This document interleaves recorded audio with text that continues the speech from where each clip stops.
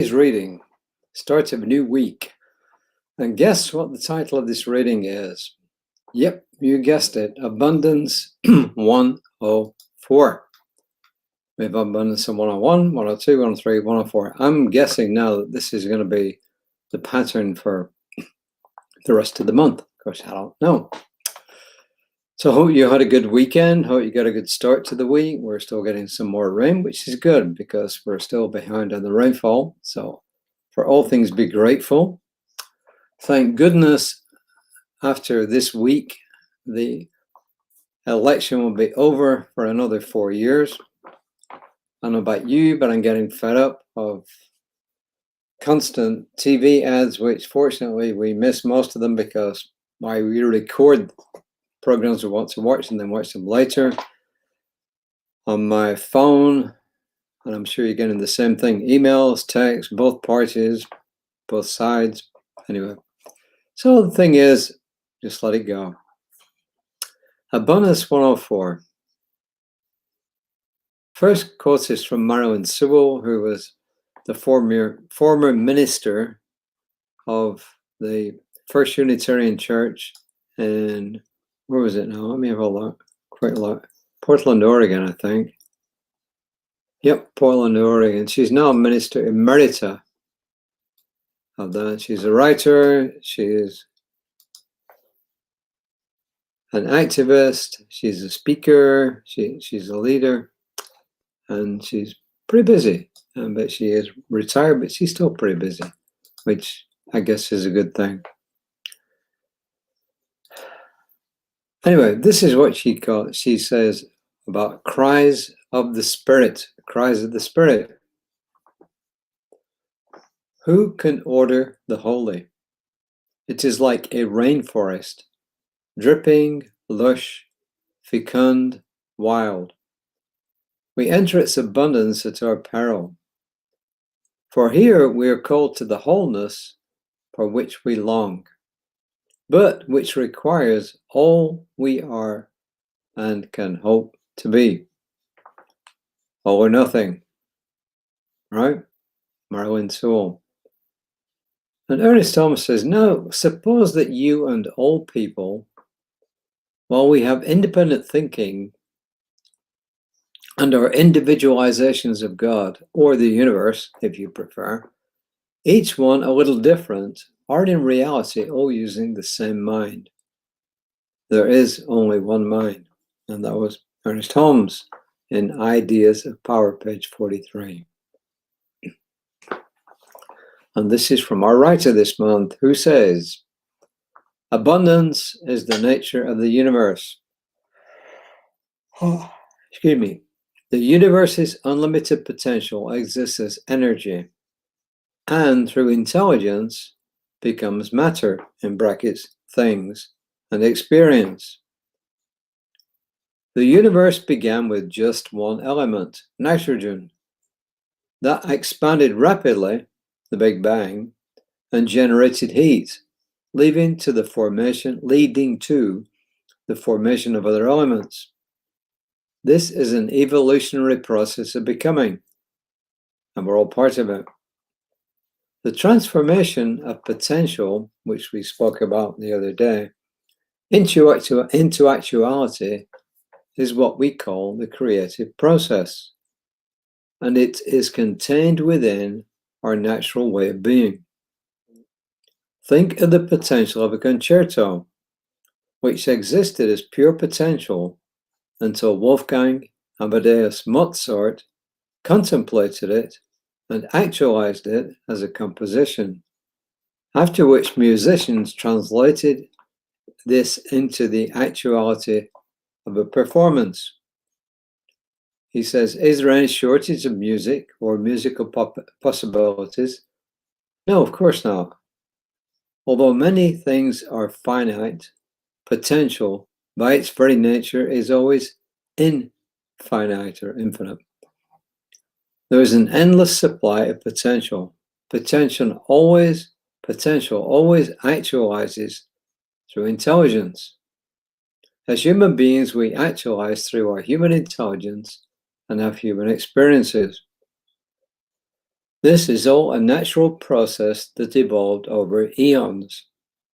We've reached a point in this evolutionary process, where we can and do consciously direct this process. Conscious evolution is the key to abundance. Think great thoughts, build a great consciousness, actualize great experiences. That is the promise of Science of Mind. And New Thought and all other similar philosophies, of course. It isn't unique to Science of Mind. So what's he saying here? Once again, he's saying that he's done unto us as we believe, that our thoughts plus our feelings bring about the things into existence in this universe from the spiritual realm. Kind of similar to what Plato said, that there's an idea, or there's a spiritual essence, and that what's on earth is a shadow reflection of that actual spirituality. We don't say quite that.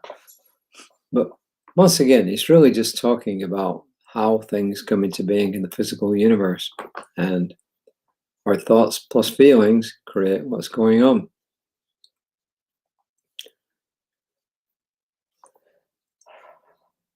Excuse me, I apologize for yawning. I don't know why I'm yawning. It's only 5 o'clock. Let me read the affirmation, and I'll kind of go back over things. I recognize the natural creative process within me and direct my thinking toward the realization of what is highest and best. Abundance is my natural heritage, and I claim it today. So remember a couple of things. One is, abundance doesn't just mean accumulating things, or bigger things, or better things. It means abundance in all senses of the word. Abundance of love, abundance of gratitude, abundance of any way we feel that's good and whole. That's what abundance is. And when you have an abundance mindset, yes, you can bring material things into existence as well, but it's not the prime focus. I think the prime focus of life is love. And that's what I truly believe. And I think when we all start operating from love, the world will be a different place. And how can we contribute to that? Well, just like they're saying here, or he's saying here, that our thoughts and feelings, and he doesn't use those terms, but that's what he means, our thoughts and feelings bring things into existence. We have the power within us to start creating a world that works for everyone. And the more we start thinking on those lines, the more it spreads. Remember the story of the 100th monkey. We've talked about it before. The group of islands, there's monkeys on each of these islands. On one of the islands, a female monkey decides that the fruit that they're eating would be better if it was washed.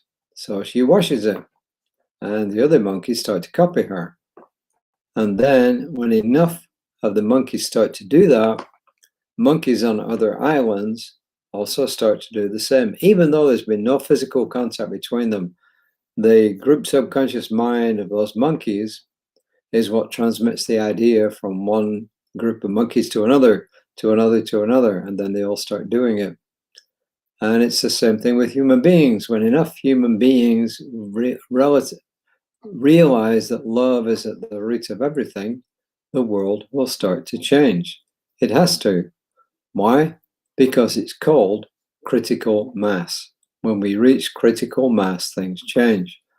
As we mentioned in the past, ideas of critical mass, and you can look at a graph, and whether you're a light math or not, it's just a simple graph, just a straight curve.